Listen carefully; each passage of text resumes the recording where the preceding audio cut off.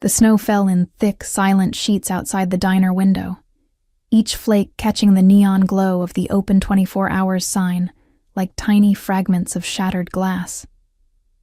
I pressed my forehead against the cold pane, watching the empty street of this forgotten Minnesota town, and wondered, not for the first time, if we'd finally run far enough. "Mama, is Santa gonna find us here?"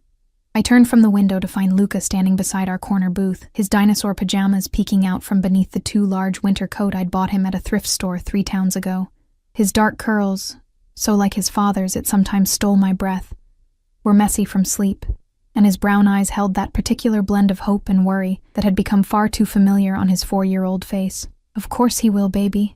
I pulled him onto my lap, breathing in the scent of the cheap motel shampoo and the peppermint hot chocolate I'd let him have before bed. Santa always knows where good boys are. Unlike some people, I thought bitterly. Unlike the man we'd been running from for 18 months. The diner smelled like burnt coffee and maple syrup, with an underlying note of grease that had probably been absorbed into the vinyl booth seats decades ago. Fluorescent lights hummed overhead, flickering occasionally in a way that made my exhausted brain conjure shadows where there were none. I'd learned to see threats everywhere, in every dark sedan that passed, in every man who looked too long, in every coincidence that felt too convenient. "You want more cocoa, sweetheart?" Dolores, the night shift waitress, appeared with her ever-present coffee pot. She was somewhere in her 60s, with hair dyed an improbable shade of red, and a tendency to call everyone sweetheart or Han. She'd been kind to us during our 3 weeks in Frost Creek, never asking too many questions about why a young woman and her son were living in the Pineview Motel, or why I always paid in cash. "No, thank you." I managed a smile. "Just the check, please." My shift had ended 20 minutes ago, but I'd lingered, watching the snow accumulate, dreading the walk back to our motel room with its rattling heater and paper-thin walls. It was Christmas Eve, or Christmas morning now, technically, since it was past midnight. Somewhere, families were sleeping peacefully under twinkling trees, secure in their warm homes, never knowing what it felt like to live with your heart in your throat, always waiting for the axe to fall. Dolores waved her hand dismissively. "It's on me, hun. Merry Christmas." She winked at Luca. "Santa's gonna be here soon, little man. Better get to bed." Guilt twisted in my stomach. Dolores had been nothing but kind, and I hadn't even told her my real name. She knew me as Sarah Bennett, though my birth certificate said Elena Castellano, a name I hadn't spoken aloud in over a year. I bundled Luca into his coat and boots, then pulled on my own threadbare jacket that did little against the Minnesota winter. The bell above the diner door chimed as we stepped out into the cold, and the wind immediately cut through my clothes like a blade. Luca pressed against my side, and I wrapped my arm around him, trying to shelter him as we walked. The street was deserted, buried under several inches of fresh snow. Our footprints would be the only ones marring its perfect surface, a thought that sent a chill through me that had nothing to do with the temperature. Too visible, too easy to track. The Pineview Motel sat 3 blocks away, a squat building with peeling paint and a sign that buzzed and flickered even in the best weather. During our walk, I kept my head down, mentally calculating our funds. Another 2 weeks, maybe 3 if I picked up extra shifts, and we could move on. I never stayed anywhere longer than 2 months. It was safer that way. We were half a block from the motel when I noticed the car. It sat in the parking lot where no car had been when I'd left for my shift 6 hours ago, a black SUV with tinted windows, expensive and utterly out of place in this dying town, where most people drove pickups or sedans from the previous decade. Snow had accumulated on its hood, but not enough. It hadn't been there long. My heart began to pound. I pulled Luca closer, my mind racing through possibilities. A guest at the motel? Unlikely, given the hour and the weather. Someone visiting one of the other residents? Possible.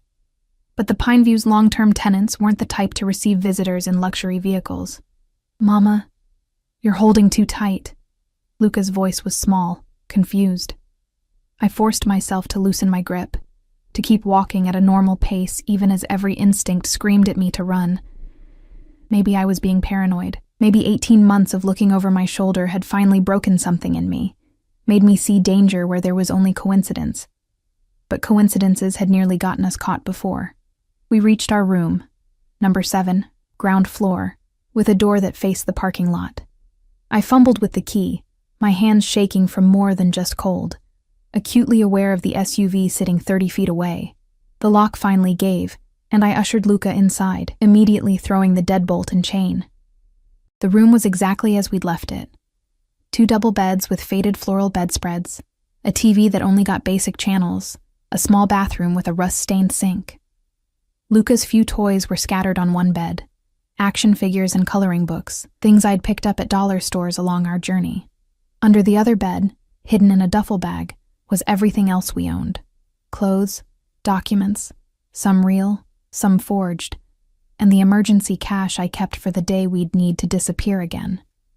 "Brush your teeth, baby. It's way past bedtime."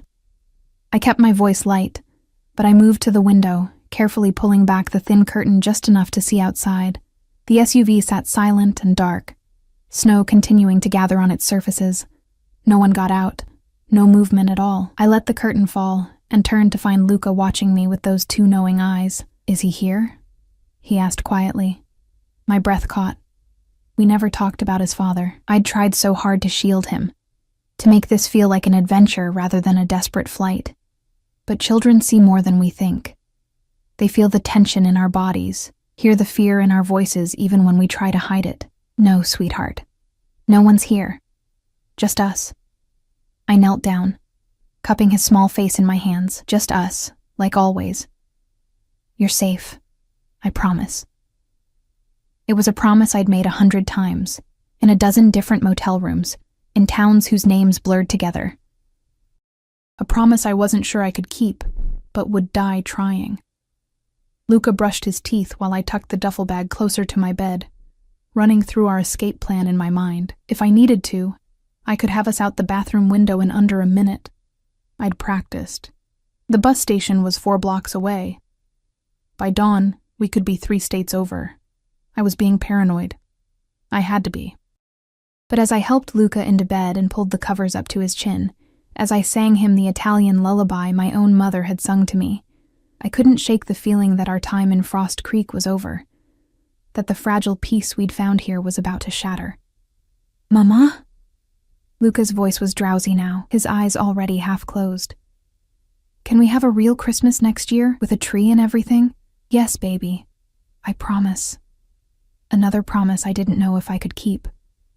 He fell asleep within minutes, his breathing deep and even. One hand curled around his favorite toy car, a red Ferrari I'd found at a garage sale, not knowing then the bitter irony of it. His father had owned a red Ferrari once, probably still did, along with a dozen other obscenely expensive toys. I sat on my bed, fully dressed, and waited, watched the clock tick from 1 to 2 to 3 in the morning. The SUV remained in the parking lot, undisturbed. Snow continued to fall. Christmas morning arrived in silence. Maybe I really was losing my mind. Maybe I was seeing ghosts where there were none. At 4:30, exhaustion finally dragged me under. I fell asleep sitting up, my shoes still on, my hand resting on the duffel bag that held our entire life. I woke to knocking, not pounding. That would have been less terrifying somehow. This was measured, patient. 3 knocks, then silence. 3 more knocks. The kind of knocking that said the person on the other side had all the time in the world and knew you were inside. Pale winter light filtered through the curtains. 6:43 a.m., according to the clock. Luca was still asleep, undisturbed by the sound. The knocking came again. 3 measured beats. I stood slowly, every muscle in my body coiled tight. Moved to the door, looked through the peephole. A man stood on the other side, alone. He was tall, powerfully built beneath an immaculate black wool coat that probably cost more than I'd earned in the past 6 months. Dark hair, touched with gray at the temples. A face that might have been handsome if it weren't so carefully blank, so utterly devoid of warmth. He stood with the stillness of someone accustomed to being obeyed, his hands relaxed at his sides. But it was his eyes that made my blood run cold when they lifted to the peephole, as if he knew exactly where I was standing. Dark eyes, calculating, patient. And behind him, barely visible in the frame, I could see 2 more men, security, built like walls, hands clasped in front of them in that particular stance that said they were armed and trained. This was no random guest, no coincidence. The man spoke, his voice carrying clearly through the door despite its measured softness. "Mrs. Castellano, it's Christmas morning. Your son should wake up in his own bed, don't you think? Not in a motel room in a town so small it doesn't appear on most maps."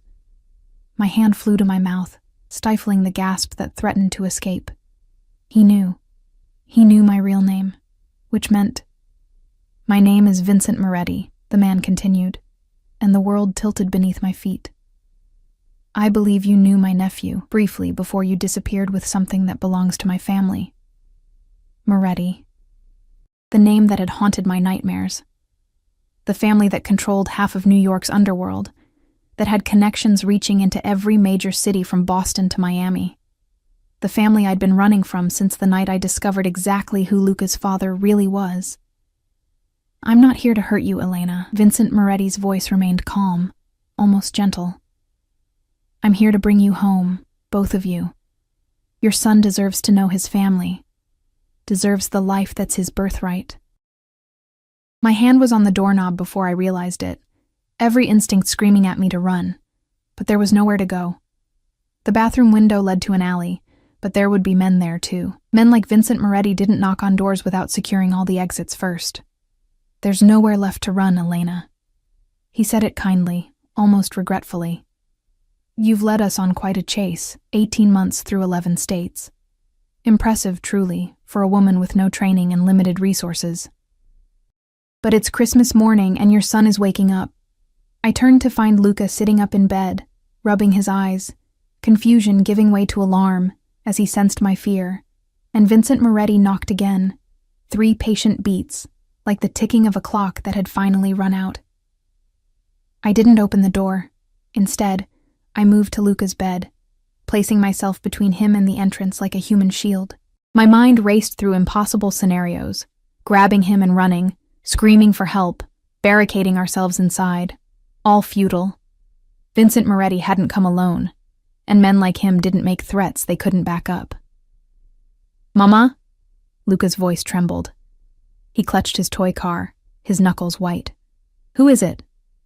Before I could answer, Vincent spoke again, his voice carrying that same unsettling patience. "I understand you're frightened. That's reasonable, given what you think you know about us. But I'm going to ask you to open this door, Elena, because the alternative is that I open it myself, and I'd prefer not to frighten the boy more than necessary." It wasn't a threat, exactly, just a statement of fact delivered in a tone that suggested he found the entire situation mildly inconvenient. "If I open it," I called back, hating how my voice shook, "you'll take him. You'll take my son." Silence stretched for several heartbeats. Then, "Your son is already mine, Mrs. Castellano. He's been mine since the moment he was born. Opening the door simply determines whether we have this conversation like civilized people or whether my men break it down. I'm offering you dignity. I suggest you accept it." Luca whimpered, pressing against my side. I wrapped my arms around him, breathing in his familiar scent, memorizing the weight of him against me. How many more times would I get to hold him like this before they took him away? Before Vincent Moretti decided a wanted criminal wasn't fit to raise a child born into his world. 5 seconds, Elena. My hand shook as I reached for the deadbolt. The chain rattled as I slid it free. The lock clicked with a finality that felt like sealing our fate. I opened the door 6 inches, keeping my body blocking the gap. Vincent Moretti stood exactly where he'd been, unmoved by the weight. Up close, he was even more imposing, 6'3" at least, with the kind of build that came from discipline rather than vanity. His black coat was unbuttoned despite the freezing temperature, revealing an impeccably tailored charcoal suit beneath. A thin scar ran along his jawline, barely visible but somehow making him more dangerous rather than less. He wore no jewelry except a watch that probably cost more than most cars. But it was his eyes that held me frozen. Dark, almost black. They assessed me with the clinical detachment of a surgeon deciding where to make the first incision. No anger, no cruelty, just absolute certainty that he would get exactly what he'd come for. "Thank you." He inclined his head slightly, a gesture that might have been polite in any other context. "May I come in?" This conversation would be better conducted in private. "No." The word came out stronger than I felt. "Whatever you have to say, you can say it from there." Something flickered across his face. Amusement, perhaps, or approval. "Very well. Your son's father is dead, Mrs. Castellano. Marco died 3 months ago. Lung cancer, stage 4. He spent his final weeks asking for you and the boy he'd never met." The world lurched. Dead. Marco was dead. The man I'd loved and fled from, the charming investment banker who'd turned out to be an enforcer for the Moretti family. The father of my child, gone. I should have felt relief. Instead, I felt nothing but a spreading numbness. "I don't believe you," I whispered. Vincent reached into his coat, slowly, deliberately, giving me time to see he wasn't drawing a weapon, and pulled out a folded newspaper. He held it where I could see the headline, "Marco Castellano, 34, beloved nephew of Vincent Moretti." The obituary photo showed Marco's face, thinner than I remembered, but unmistakably him. "He was a fool," Vincent continued, his voice taking on a harder edge. "He betrayed family trust, stole from the organization, and got himself killed by his own stupidity. But before he died, he told me about you, about his son. He begged me to find you, to bring the boy home where he belongs. Luca belongs with me." I pulled my son closer, feeling his small body trembling. "Marco gave up any rights to him when he what?" Vincent's eyes narrowed. "When he conducted business you found distasteful? When he provided the lifestyle you enjoyed until your conscience became inconvenient? You knew what he was, Elena. Perhaps not the specifics, but you knew. The expensive gifts, the cash payments, the phone calls he took at odd hours. You chose not to ask questions. Heat flooded my face because he was right. I had known, on some level. I'd just convinced myself it was something less dark. Corporate corruption, maybe, or tax evasion. Not the brutal reality of organized crime. "I was pregnant," I said, hearing the defensiveness in my own voice. "I found documents in his office. Bank accounts, names of people who'd disappeared. I wouldn't raise my child in that world." "So you stole $50,000 from his safe and ran." Vincent's voice remained calm, but something cold entered his eyes. "That money wasn't his, Elena. It belonged to the family, which means you've been living on stolen funds for 18 months, and my nephew died in debt because of you." Shame and anger warred in my chest. I took what I needed to survive, to protect my son. "Our son," Vincent corrected softly. "The moment Marco died, Luca became the last of his bloodline, which makes him family. My responsibility." He paused, letting that sink in. "I'm not here to punish you, Mrs. Castellano, despite your theft. I'm here to bring you both home, to New York, where Luca will be raised with every advantage, every protection, where he'll learn what it means to be a Moretti." "No." The word came out fierce, final. "I won't let you turn him into what Marco was. I won't." "You won't let me?" Vincent's voice dropped to something barely above a whisper, and somehow that was more terrifying than if he'd shouted. "You're living in a motel that charges by the week. You work the night shift at a diner for minimum wage plus tips. You're wearing a coat with a broken zipper in the middle of a Minnesota winter.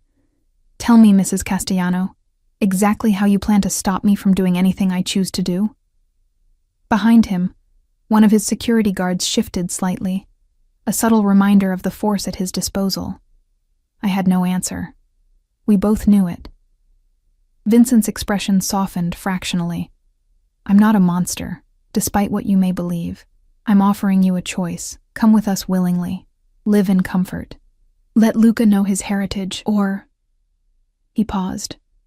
"Or I make a phone call, and by tomorrow, social services will be investigating reports of neglect. A mother with no fixed address, no stable income, moving her child from town to town with forged documents. How do you think that ends, Elena?" My vision blurred with tears I refused to let fall. He had me cornered, and he knew it. Even if I ran again, he'd find us. He'd proven that. And now he had ammunition, the threat of taking Luca through legal means, of painting me as an unfit mother. "Please." I hated the break in my voice, the desperation. He's all I have. Don't take him from me. I'm not taking him. Vincent's voice gentled slightly. I'm bringing you both home. Together. You're the boy's mother. That means something in our world. You'll be provided for, protected. All I ask is that you stop running and let us give Luca the life he deserves. And if I refuse, the temperature seemed to drop 10 degrees. Then I take him anyway, and you spend the next decade fighting through courts you can't afford to access, while your son grows up believing his mother abandoned him. Is that really the choice you want to make? Luca's hand found mine, his small fingers gripping tight. Mama, I'm scared. I looked down at him, at his dark eyes so like Marco's, at the curve of his cheek, the way his hair curled at his temples. Everything I'd done for 18 months had been to protect him. Every lie, every midnight escape, every moment of terror, all of it to keep him safe from this world. But maybe Vincent was right. Maybe there was nowhere left to run. Maybe the best I could do now was stay with him. Try to shield him from the worst of it. Pray that my presence might make some difference. If I agree, I said slowly, each word costing me, I stay with him. Always. You don't separate us. Ever. Vincent studied me for a long moment, then nodded once. Acceptable. You have my word. The word of a criminal. The bitterness escaped before I could stop it. A ghost of a smile touched his lips. The word of a man who honors his commitments, Mrs. Castellano. In my world, that's worth considerably more than any legal contract. Now gather your things. We have a plane waiting. A plane? It's Christmas morning. I own the plane, he said simply, as if that explained everything. Perhaps it did. We'll be in New York by noon. Luca will wake up tomorrow in a proper bed, in a room filled with toys, with a future that doesn't involve fleeing in the night. He stepped back from the doorway, giving me space but making it clear this conversation was over. His security guards remained visible, flanking the entrance, a reminder that cooperation was my only option. I turned to our room, to the shabby motel existence I'd built from desperation and fear. Luca watched me with wide eyes, trying to be brave and failing. We're going on a trip, baby, I told him, forcing my voice to stay steady. Remember how I told you about New York? The big buildings and the lights? Like in the movies?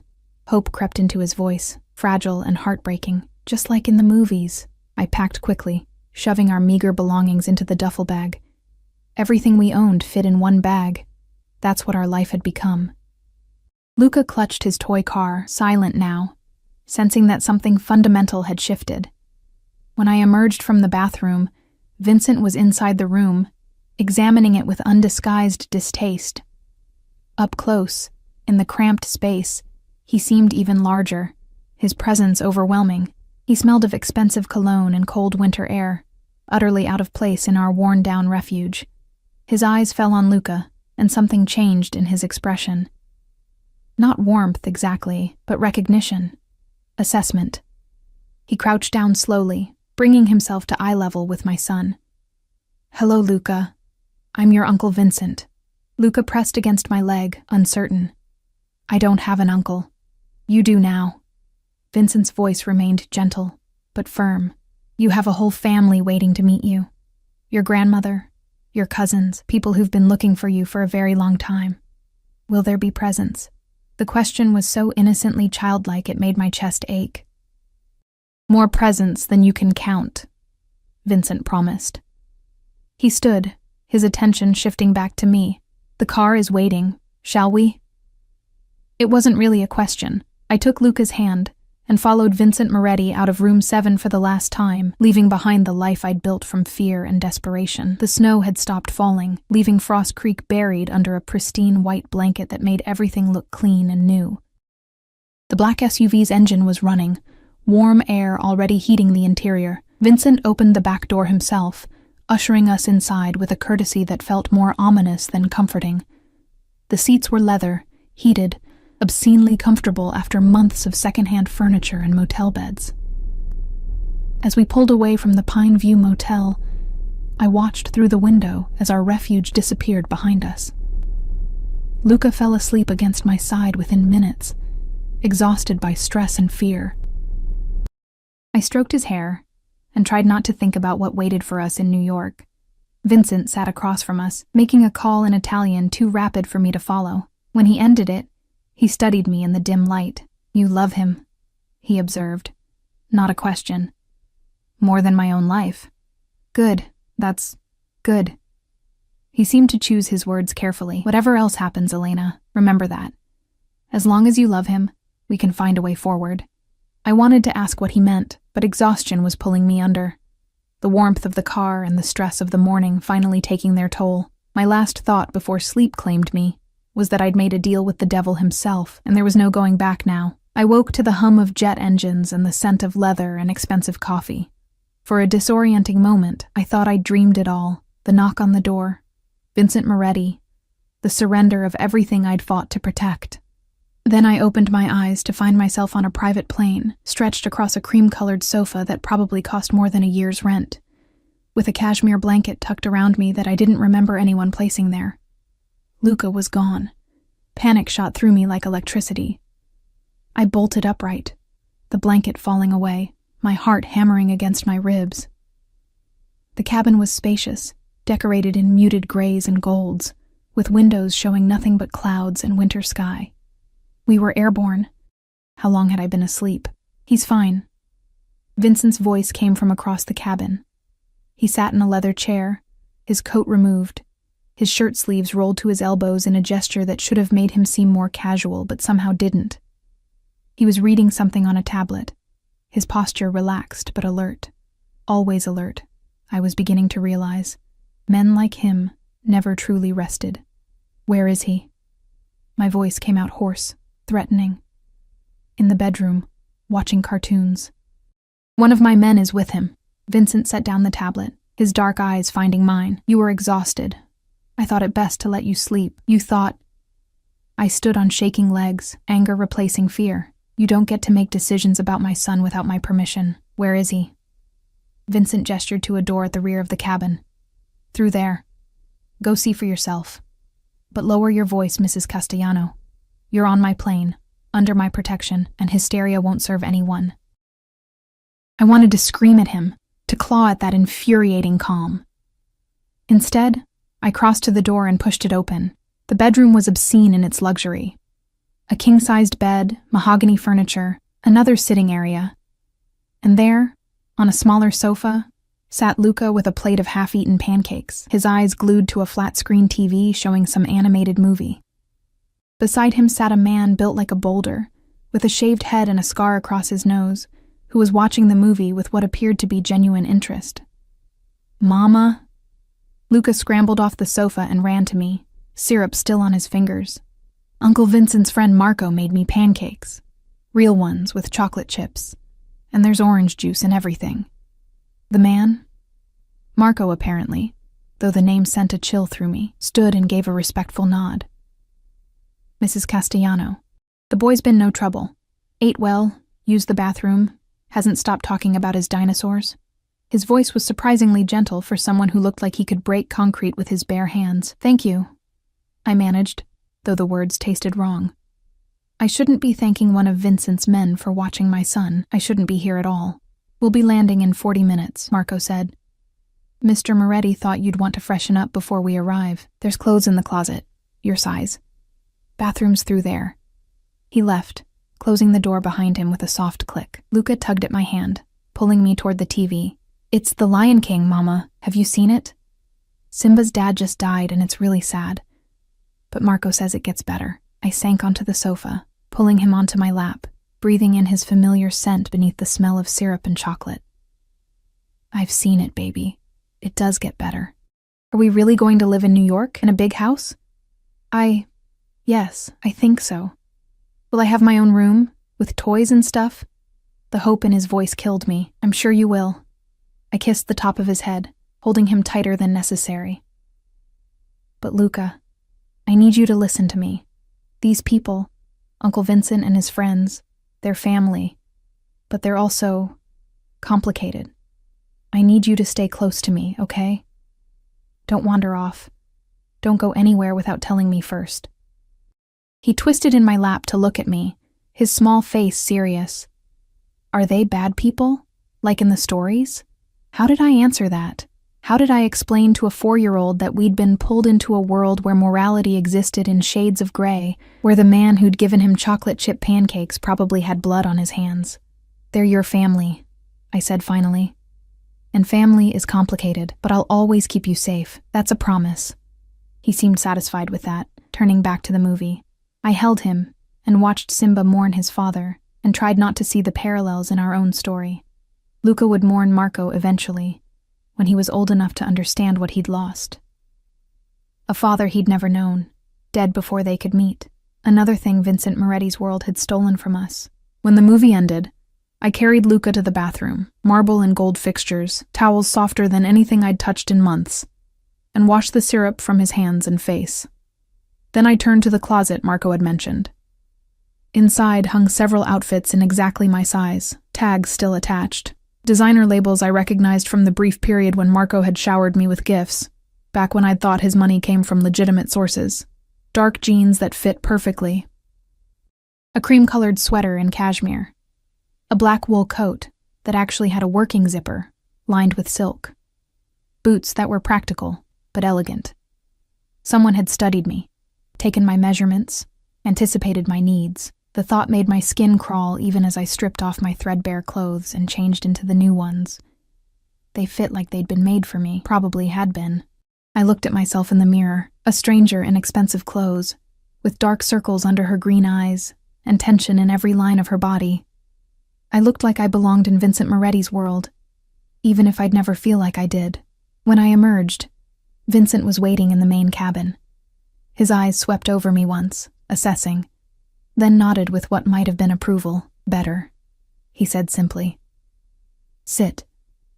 We need to talk before we land. I sat across from him, Luca still in the bedroom with Marco and his cartoons. Vincent poured coffee from a silver carafe into delicate china cups, adding cream to mine without asking how I took it. He'd done his research. Of course he had.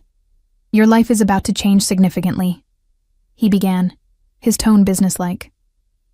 I want you to understand what that means. You'll be living in the family estate in Westchester.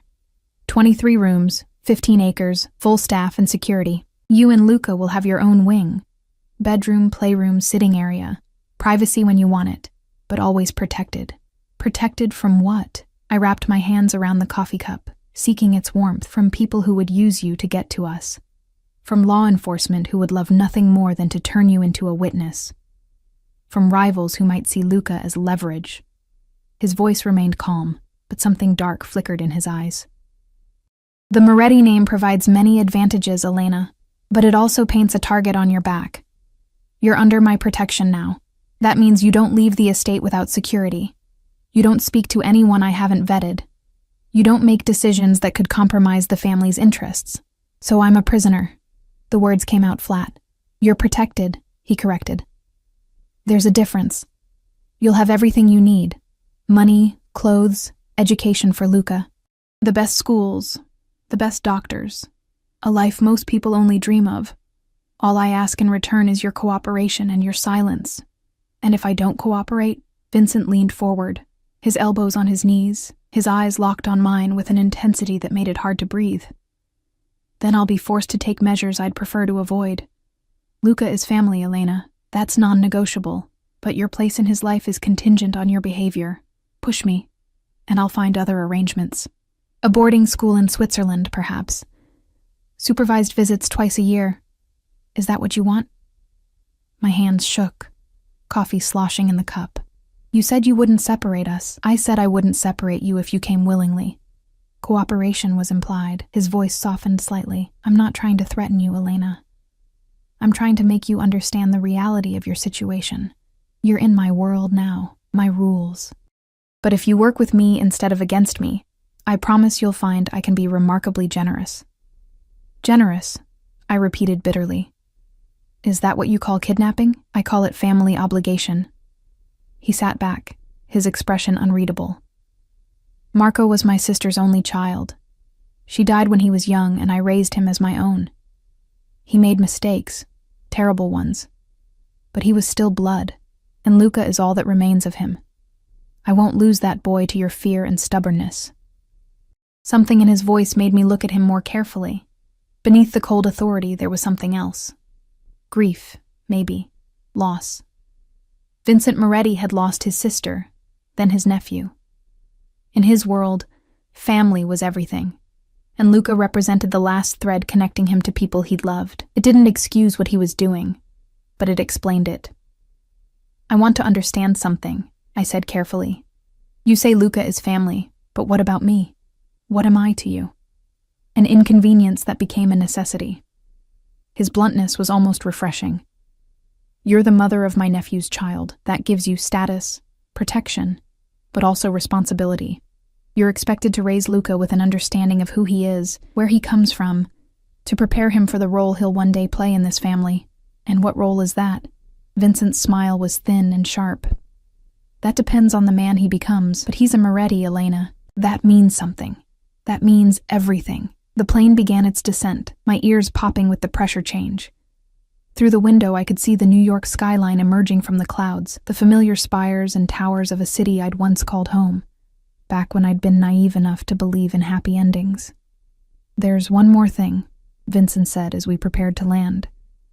My mother lives at the estate. She's traditional, conservative. She'll have opinions about you, about this situation. I suggest you show her respect, regardless of how she treats you. And if she tries to take Luca from me, she won't. His voice carried absolute certainty. Because I won't allow it. You have my word, Elena. As long as you cooperate, as long as you don't betray the family, Luca stays with you. But cross me, and that protection evaporates. Are we clear? Crystal. The plane touched down with barely a bump, taxiing to a private hangar where 2 more black SUVs waited. Marco emerged from the bedroom carrying Luca, who was chattering excitedly about the plane and the clouds and everything he'd seen. Mama, did you see how high we were? Marco says we were in the stratosphere. I saw, baby. I took him from Marco, settling him on my hip even though he was getting too big for it. I needed to feel his weight, his warmth. Needed the reminder of why I was doing this. Vincent led us down the stairs and into the waiting SUV, the December cold biting at my face. New York smelled different than Minnesota. Exhaust and concrete, and the particular electricity of millions of people living on top of each other. It smelled like coming home, even though this would never truly be home again. The drive to Westchester took 45 minutes through Christmas afternoon traffic. Luca pressed his face to the window, marveling at the buildings and lights. I sat rigid, watching Vincent watch me, aware that every moment was a test I wasn't sure how to pass.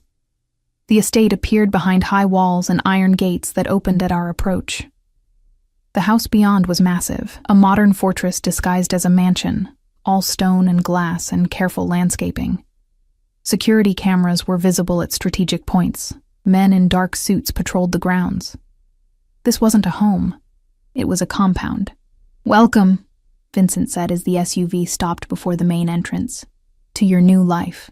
And as he opened the door, letting in the cold December air and the weight of everything I'd lost and everything I'd become, I wondered if there would ever be a way back from this.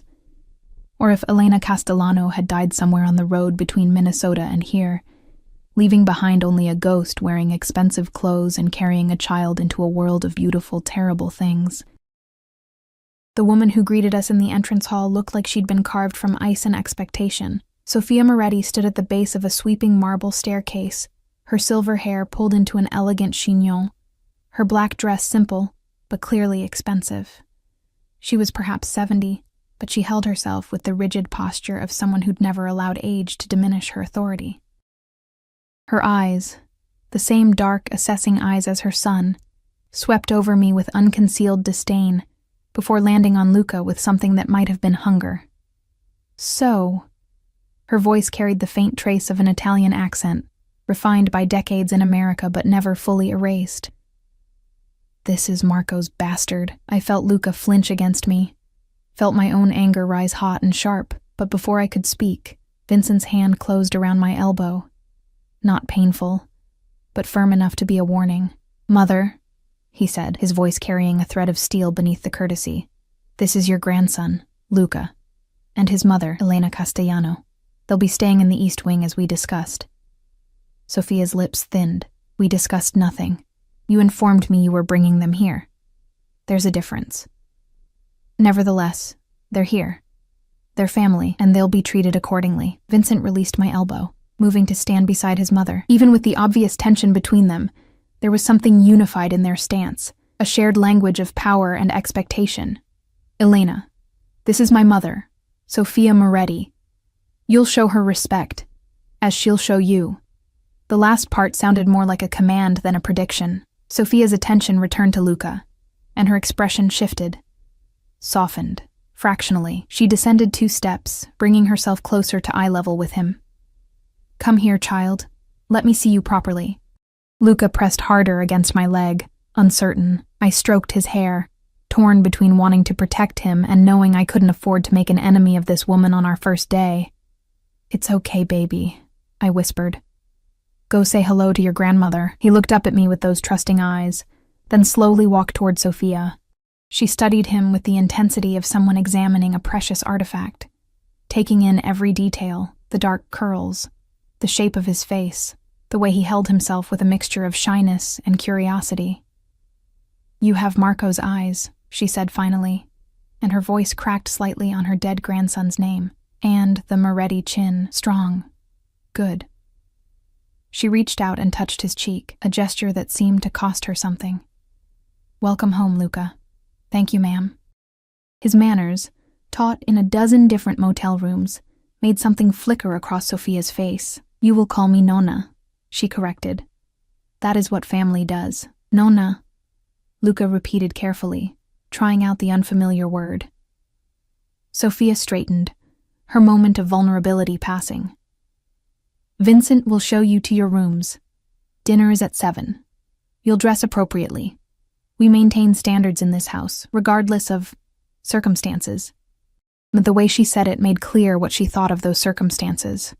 And of me. A woman appeared from a side hallway, middle-aged, pleasant-faced, wearing a simple gray dress and an expression of professional neutrality. This is Maria, Vincent said. She manages the household. If you need anything, ask her. She'll show you to your wing and help you get settled. Maria smiled warmly at Luca. Hello, young man. I've prepared your room myself. Would you like to see it? Luca looked to me for permission. I nodded, not trusting my voice. Maria took his hand gently and led him toward the staircase, chattering about the toy room and the books she'd selected, and the cookies waiting in the kitchen. The moment he was out of earshot, Sophia turned the full force of her disapproval on me. You are the woman who stole from my family, who denied my grandson his father, who spent 18 months dragging Marco's child through poverty and uncertainty. Each word was precisely enunciated, cutting. Vincent may have promised you protection, but understand this, girl. You are here on sufferance. One mistake, one hint that you're corrupting that boy or filling his head with ideas above his station, and I will find a way to remove you. Are we clear? Perfectly. I met her gaze, refusing to look away first. But understand this, Mrs. Moretti. I'm his mother. I've loved him and protected him, and sacrificed everything for him, while your family was nothing but a name that terrified me. You can hate me all you want, but you won't separate me from my son. Sophia's eyes narrowed. We'll see how long Vincent's protection lasts once you inevitably disappoint him. Gold diggers always do. Mother, enough. Vincent's voice cracked like a whip. Elena is under my personal protection. Challenge that again, and you and I will have a conversation you won't enjoy. The tension stretched between them, mother and son, locked in a battle of wills I didn't fully understand. Finally, Sophia inclined her head. Not quite submission, but acknowledgement. As you wish, but don't say I didn't warn you when this arrangement proves problematic. She turned and swept from the hall, her posture ramrod straight, leaving behind the faint scent of expensive perfume and disapproval. I released a breath I hadn't realized I was holding. Vincent studied me with what might have been approval. You stood up to her. Most people don't. She threatened my son. I don't care who she is. Good. He gestured toward the staircase. Come, I'll show you to your rooms myself. The east wing was more than generous. It was obscene. A master bedroom with an attached sitting room, decorated in soft grays and creams. A bathroom with a soaking tub and a shower large enough for 3 people. A walk-in closet already filled with clothes in my size, shoes lined up like soldiers, jewelry in velvet boxes. And next to it, connected by a door I could lock from either side, was Luca's room. I stood in the doorway, my throat tight. It was a child's paradise, a bed shaped like a race car, shelves overflowing with books and toys, a whole corner dedicated to dinosaurs. Luca was already on the floor, making vrooming sounds as he pushed a toy truck across the plush carpet, his earlier fear forgotten in the wonder of having things that were actually his. "The playroom is down the hall," Vincent said from behind me. "Larger toys, games, arts, and crafts supplies. There's also a movie theater on the ground floor, a pool in the basement, and a gym. The grounds have been made safe for children. No access to the pond without supervision. The gates are always locked. Security is always present. It's a beautiful prison," I said quietly. "It's a palace. Most people would be grateful." I turned to face him, aware of how close he was in the doorway, of the subtle scent of his cologne, and the intensity of his regard. "I never wanted a palace. I wanted freedom. I wanted to raise my son away from all of this." "And how was that working out for you?" His voice was soft, but the question cut deep. "Another 6 months, maybe a year, and you would have run out of money, out of options, out of towns willing to pay a single mother cash under the table. At least here, Luca will never go hungry, never be cold, never have to hear his mother lie awake at night worrying how to pay for his next meal." "You don't know. I know everything, Elena." He stepped closer, and I fought the urge to back away. "I know you worked 3 jobs while pregnant because Marco was in jail for assault. I know you maxed out your credit cards to pay for prenatal care. I know you gave birth alone because you had no family, no friends you trusted with the truth. I know that when you discovered what Marco really was, you had exactly $217 in your checking account and a newborn who needed formula. So yes, you stole. And yes, you ran. And I can respect the desperation that drove those choices. But don't pretend your life on the run was some noble sacrifice. It was survival, and it was ending whether I found you or not." Tears burned behind my eyes. I hated that he was right, hated that he'd stripped away all my justifications and left me standing in the naked truth of my failures. "What do you want from me?" The question came out broken. His expression shifted, something almost like gentleness crossing his features. "I want you to stop fighting the inevitable. Accept that you're here, that this is Luca's life now, and make the best of it. Be his mother. Raise him well. And in return, you'll have security, comfort, and my protection. It's not the life you imagined, but it's the life you have. The question is whether you're strong enough to embrace it." Before I could answer, Luca called out, "Mama, come see. This truck has working lights." Vincent stepped back, giving me space. "Dinner is at 7. Don't be late. My mother may be difficult, but she values punctuality." He paused at the door. "And Elena? The clothes in your closet include formal wear. Choose something appropriate. First impressions with the family matter." He left, and I sank onto the edge of Luca's race car bed, watching my son play with toys that probably cost more than our motel room had for an entire month. He was happy. Genuinely, innocently happy. In a way I hadn't seen since before we started running. Maybe Vincent was right. Maybe I needed to stop fighting and start surviving in a different way. The afternoon passed in a blur of exploration.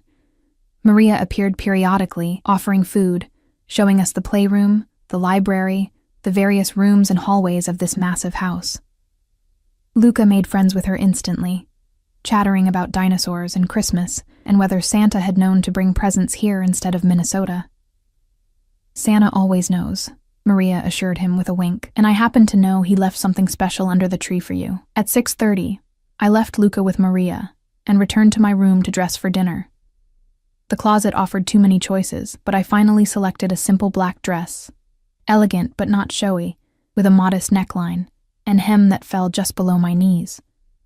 I found heels that didn't feel like torture devices and minimal jewelry. When I looked in the mirror, I saw someone who might belong in this world, even if she didn't feel like she did. Luca wore tiny dress pants and a button-down shirt that Maria had somehow produced in his exact size. He looked like a miniature version of the men I'd seen around the estate. Polished, proper, already being molded into something I didn't recognize. Maria led us to the dining room at precisely 7 o'clock. The room was designed to intimidate. A table that could seat 20, crystal chandeliers, oil paintings of stern-faced ancestors watching from the walls. Sophia sat at one end, Vincent at the other, with 2 empty chairs positioned along the side. For us. But they weren't alone. 3 other people sat at the table. A man in his 40s with Vincent's dark eyes but a softer face, a woman who looked to be in her 30s with carefully styled blonde hair, and a dress that cost more than a car, and a teenage boy who looked bored and vaguely hostile. "Elena, Luca," Vincent said, rising slightly in a gesture of courtesy that seemed almost mocking given the circumstances. "Allow me to introduce the rest of the family. My brother, Anthony, his wife, Christine, and their son, David." Anthony smiled warmly, standing to shake my hand. "Welcome. We've been very curious to meet you both." Christine's smile was cooler, more assessing. "Yes. Vincent's been quite secretive about the whole thing." David didn't bother looking up from his phone. "Please sit." Vincent gestured to the empty chairs. "Let's eat." Luca climbed into his seat, his eyes wide as servants appeared with the first course, a soup that smelled divine and probably had a name I wouldn't be able to pronounce. I helped him with his napkin, acutely aware of everyone watching. Judging, this was my life now. Dinner with the Moretti family, raising my son in a world of wealth and danger, trying to protect him from the very people who'd sworn to protect us both. And as Vincent raised his wine glass in a toast, to family and to new beginnings, I lifted my water glass and wondered if there would ever be a way to make peace with what I'd become. Or if I'd spend the rest of my life looking for an escape that would never come. Bloco 5. The first week passed in a blur of adjustment and careful navigation. Luca adapted with the resilience of childhood, his days filled with toys and attention, and the kind of security I'd never been able to give him. He called Sophia Nonna without hesitation now, and she'd begun to soften toward him in small ways, reading him stories in Italian, teaching him to play chess with an antique set that had belonged to her father, allowing him to sit beside her during afternoon tea. But her coldness toward me never thawed. If anything, it crystallized into something sharper, more deliberate. I fell into a routine because routines were safe, predictable. Mornings with Luca, breakfast, then time in the playroom or the library. Afternoons while he napped or played with Maria, I'd retreat to my room, reading or simply staring out the window at the grounds I wasn't allowed to explore alone. Evenings meant dinner with the family, an exercise in tension and careful conversation where every word felt weighted, measured, and through it all, Vincent watched. Not obviously, not in a way I could protest, but I felt his attention like a physical thing. In the dining room, when his eyes would find me across the table, in the hallways, when I'd catch him observing me from doorways, in the reports I knew he received from Maria and the security staff about my movements, my habits, my integration into this gilded cage. It should have frightened me. Instead, it ignited something I didn't want to examine too closely, an awareness of him that felt dangerous and intoxicating in equal measure. On the 8th day, he summoned me to his office. The room was exactly what I'd expected. Dark wood, leather furniture, floor-to-ceiling bookshelves, and a massive desk that served as a throne from which he controlled his empire. He stood by the window when I entered, his back to me, hands clasped behind him in a pose that emphasized the breadth of his shoulders beneath his precisely tailored suit. "Close the door," he said without turning. I did, my heart rate picking up for reasons I didn't want to acknowledge. He turned to face me, and something in his expression made me freeze. Not anger, exactly, something more complex, more intense. "You've been here over a week," he began, moving to lean against the front of his desk, arms crossed. "You've followed the rules, shown my mother respect despite her treatment of you, and devoted yourself to Luca's adjustment. Maria reports that you're polite to the staff, that you haven't attempted to contact anyone outside the estate, that you've accepted the limitations of your situation with more grace than I anticipated. Is there a question in there somewhere?" I kept my voice steady despite the way his proximity affected my breathing. Why? The single word carried genuine curiosity. Why the sudden cooperation? You fought me so hard in Minnesota, and yet here you are, playing the perfect guest. What changed? I considered lying, deflecting. But something about the directness of his gaze demanded honesty. I realized you were right. I was running out of options, out of time. And Luca deserves better than what I could give him alone. So I'm making the best of it. That's what mothers do. Just that? Nothing to do with the comfort, the security, the fact that you're wearing a dress that costs more than you earned in 6 months of waitressing?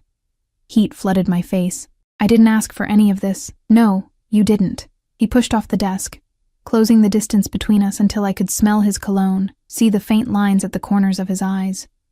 But you're not stupid enough to deny that it's better than where you were. The question is what you're willing to do to keep it. My pulse thundered. What are you suggesting? I'm suggesting that you're a beautiful woman living in my house, eating at my table, wearing clothes I paid for. I'm suggesting that gratitude takes many forms.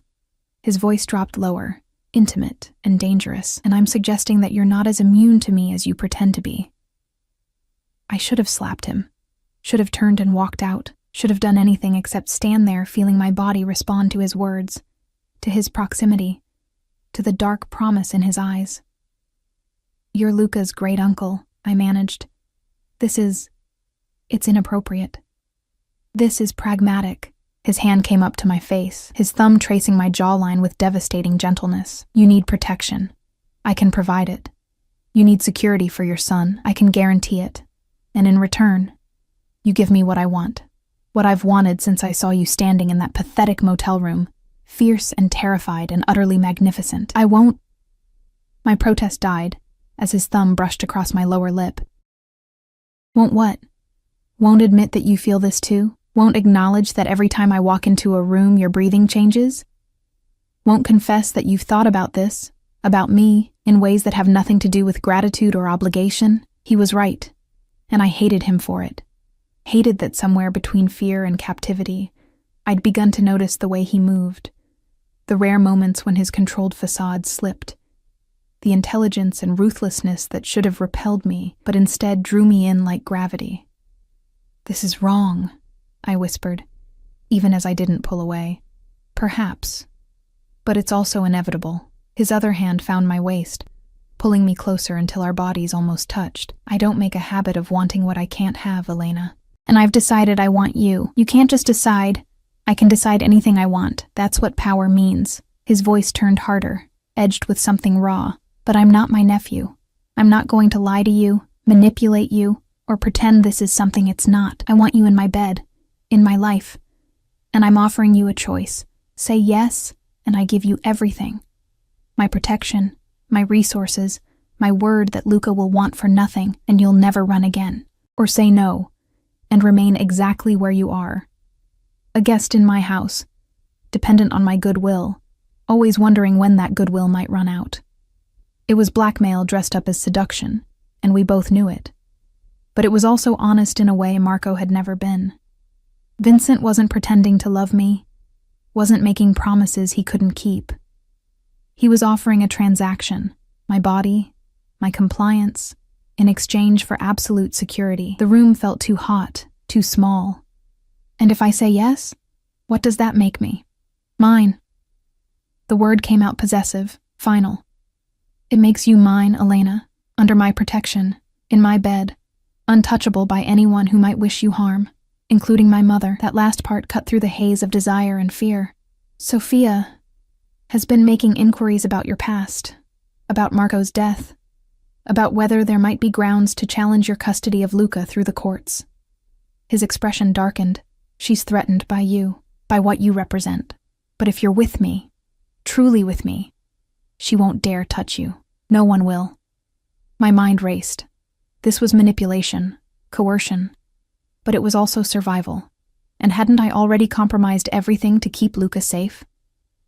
What was one more compromise, one more piece of myself traded for his security? I need time to think. No. His grip on my waist tightened. You've had a week to think, to observe, to understand how this world works. I'm not a patient man, Elena, and I'm done waiting. Give me your answer. Now."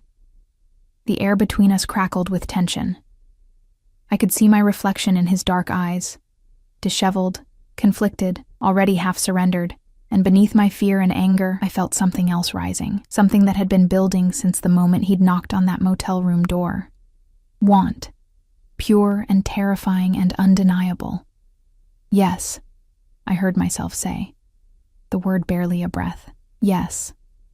Something fierce and triumphant flashed across his face. "Say it properly. Say you're mine. I'm yours." The words felt like a confession and a condemnation. "I'm yours, Vincent." He kissed me then, not gently, but with a hunger that stole my breath and my resistance. His hands tangled in my hair, tilting my head back as he claimed my mouth with a thoroughness that left no room for doubt about his intentions. I kissed him back with equal desperation, my hands fisting in his shirt, pulling him closer, even as some small voice in my head screamed that this was wrong, dangerous, a point of no return. When he finally pulled back, we were both breathing hard. "Tonight," he said, his voice rough.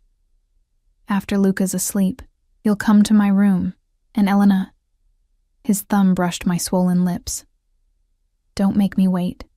He released me and stepped back, his expression already shifting back to that controlled mask, but I could see the tension in his shoulders, the evidence that he wasn't as unaffected as he pretended. "Go," he said. "Before I forget, we have staff in this house and take you right here on my desk." I fled, my heart pounding, my body trembling with a mixture of fear and anticipation. What had I just agreed to? What had I just become? The day crawled by with agonizing slowness. I went through the motions, playing with Luca, eating lunch, reading him stories. But my mind was elsewhere, caught between dread and something darker, more primal. Dinner was torture. Vincent sat at the head of the table as always, conversing with Anthony about business I didn't understand. But occasionally his eyes would find mine, and the promise in them made it impossible to focus on anything else. Sophia noticed. Of course she noticed. Her gaze sharpened, moving between Vincent and me with growing suspicion. But she said nothing, and I wondered if she already knew, if she'd seen this coming before I had. After dinner, I put Luca to bed, reading him 3 stories instead of the usual one, delaying the inevitable. He fell asleep, clutching his toy car, peaceful and secure, unaware that his mother was about to cross a line she could never uncross. I stood in my bathroom for a long time, staring at my reflection. I'd showered, changed into a silk nightgown I'd found in the closet, black, elegant, clearly chosen for this purpose. My hands shook as I brushed my hair, applied minimal makeup, tried to quiet the war raging inside me. This was survival. This was protection. This was the price of keeping Luca safe. But it was also desire, and that was the part I couldn't rationalize away. Vincent's bedroom was in the west wing, far from prying eyes and curious children. I walked through the silent house in bare feet, my heart hammering so hard I thought it might burst from my chest. His door was unlocked. I pushed it open to find him waiting by the window, dressed in dark slacks and an open white shirt that revealed the powerful lines of his chest. He turned at my entrance, and the heat in his eyes nearly made me turn and run. "Lock the door," he said softly.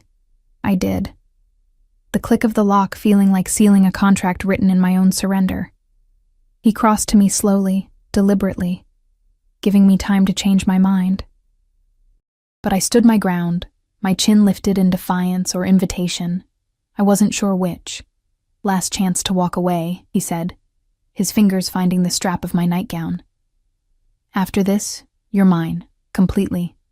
No running, no regrets, no pretending this didn't happen." "I'm already yours," I whispered. "You made sure of that the moment you brought us here." "No." He pulled me against him, his hand tangling in my hair. "That was obligation. This is choice. I want you to choose this, Elena. Choose me." And God help me, I did.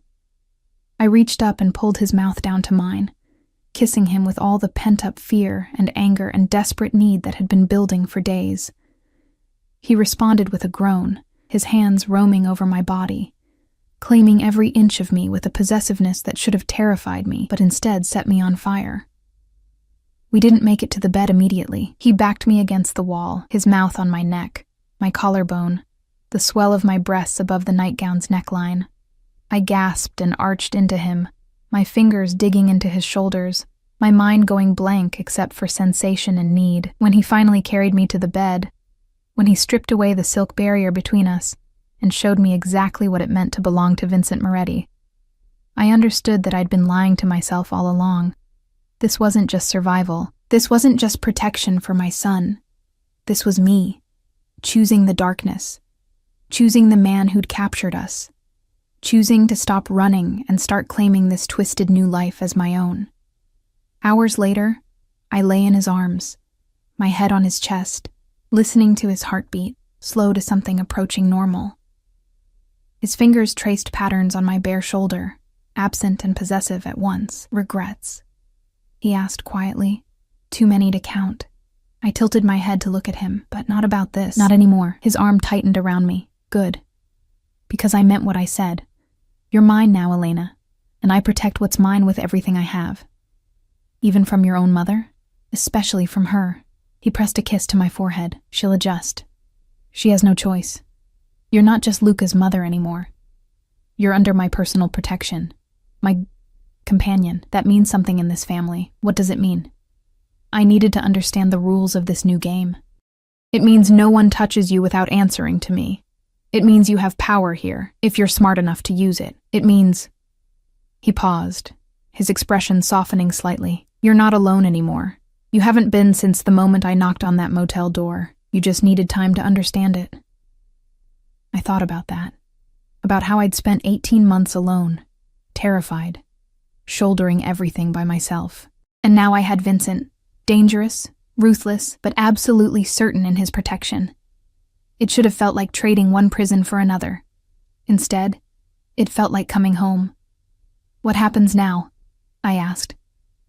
Now you sleep. Tomorrow we tell the family. My mother will be displeased, but she'll accept it. Anthony and Christine will adjust their expectations accordingly. And Luca, his voice gentled, Luca continues to grow up safe, loved, and protected. By both of us. You care about him? It wasn't a question. I'd seen it in the way Vincent watched my son. The gifts that appeared in his room. The security measures that focused primarily on Luca's safety. He's family, and he's all that remains of Marco. Of course I care. Vincent shifted, turning to face me more fully. But I also care about you, Elena. More than I planned to. More than is probably wise. But there it is. It wasn't a declaration of love. Vincent Moretti wasn't the type for flowery speeches or romantic gestures, but it was honest. And in this world, honesty was rarer than diamonds. I care about you too, I admitted. I don't want to, and I don't fully understand it, but I do.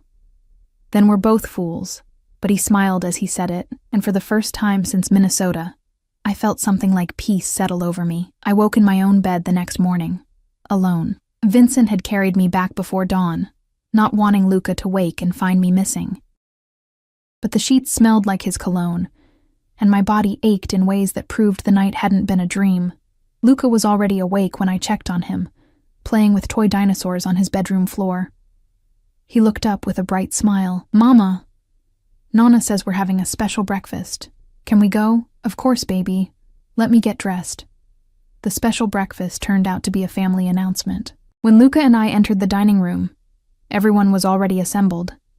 Sophia at her usual place, looking grim, Anthony and Christine whispering to each other, David scrolling through his phone, and Vincent, standing at the head of the table, waiting. His eyes met mine, and something hot and possessive flashed in them before he schooled his expression to neutrality. Good morning. Please sit. We have something to discuss. I helped Luca into his chair, my heart pounding. This was it. The moment everything became public, official. No going back. As you all know, Vincent began, his voice carrying the authority that made boardrooms and crime families alike bend to his will. Elena and Luca have been with us for just over a week. In that time, I've come to a decision about their permanent status in this family. Sophia's fork clattered against her plate. Vincent, Elena will be moving into the West Wing with me, he continued, ignoring his mother's interruption. She'll be accorded all the respect and protection that comes with being under my personal guardianship. Anyone who wishes to challenge this is welcome to discuss it with me privately. But the decision is final. Silence crashed over the table. Christine's eyes widened. Anthony looked between Vincent and me with dawning understanding. David actually looked up from his phone, interested for the first time since we'd arrived, and Sophia. Sophia looked like she'd been slapped. "You cannot be serious," she said, her voice shaking with fury. "This woman is a thief, a runaway. She kept Marco's child from us for years. She protected Marco's child when Marco failed to." Vincent cut her off, his voice hard as steel. "She gave up everything to keep Luca safe, and now she's given herself to me, to this family, trusting that we'll honor that sacrifice. I intend to prove her trust wasn't misplaced. The question is whether you'll support this decision, or force me to choose between you and her." The threat hung in the air, unsubtle and absolute. Sophia stared at her son for a long moment, her face a mask of betrayal and rage. Then she stood, her napkin dropping to the table. "You've made your choice clear. I hope you don't come to regret it." She swept from the room, her exit dramatic and damning. Anthony cleared his throat. "Well, this is unexpected. But if it's what you want, Vincent, the family will support it. It's what I want," Vincent confirmed. His eyes found mine again, softer now. "What we both want." I nodded, not trusting my voice. Luca, oblivious to the undercurrents, was more interested in the pancakes Maria had just brought out. "Mama, can I have chocolate chips in mine?" "Of course, baby." I smoothed his hair, anchoring myself in his innocence. "Whatever you want." The weeks that followed transformed everything. I moved into Vincent's wing, into his bed, into a life I hadn't known I wanted until it was mine. Sophia maintained her cold distance, but she didn't challenge Vincent's claim on me. The rest of the family adjusted, treating me with a wary respect that grew as I proved I wasn't just some gold digger Vincent would tire of. And Luca thrived. He had cousins now. David warmed to him eventually, teaching him video games and letting him tag along like a little shadow. He had a grandmother who doted on him despite her feelings about me. He had security, education, a future that stretched out bright and certain. He had everything I'd dreamed of giving him when I first discovered I was pregnant, back when I'd still believed in happy endings. On Christmas Eve, exactly 1 year after Vincent had knocked on that motel door, I stood in our bedroom watching snow fall over the estate grounds. Vincent came up behind me, wrapping his arms around my waist, pulling me back against his chest. "Regrets?" he asked, as he had so many times before. "Only that I didn't trust you sooner." I turned in his arms, looking up at the man who'd captured us and freed us in the same breath. "Only that I wasted so much time running. You were protecting him. I understand that better than you think." He kissed my forehead, gentle despite his fearsome reputation. "But you're home now, both of you. And I'll spend the rest of my life making sure you never have reason to run again." From Luca's room next door, I heard him calling out in excitement about presents and Santa and all the wonder of childhood. Vincent released me so I could go to him, but caught my hand before I could leave. "I love you," he said simply. 3 words he'd never spoken before, offered like a gift on Christmas Eve. "I need you to know that. This isn't just possession or protection anymore. It's love." Tears pricked my eyes. "I love you too. God help me. I love you too." He pulled me close, kissing me with a tenderness that belied his ruthless exterior. And for the first time since the night I discovered what Marco really was, since the moment I grabbed Luca and ran into the darkness, I felt completely, utterly safe. I'd walked away with their son forever. But Vincent had found us on Christmas night, and instead of destroying us, he'd given us something I'd stopped believing in. A family. A home. A future. And maybe, just maybe, that had been worth the running, worth the fear, worth everything it took to get here. Because this, Vincent's arms around me, Luca's laughter in the next room, the knowledge that we were protected and loved and finally home, this was what happiness looked like in the darkness. and I wouldn't trade it for anything in the world.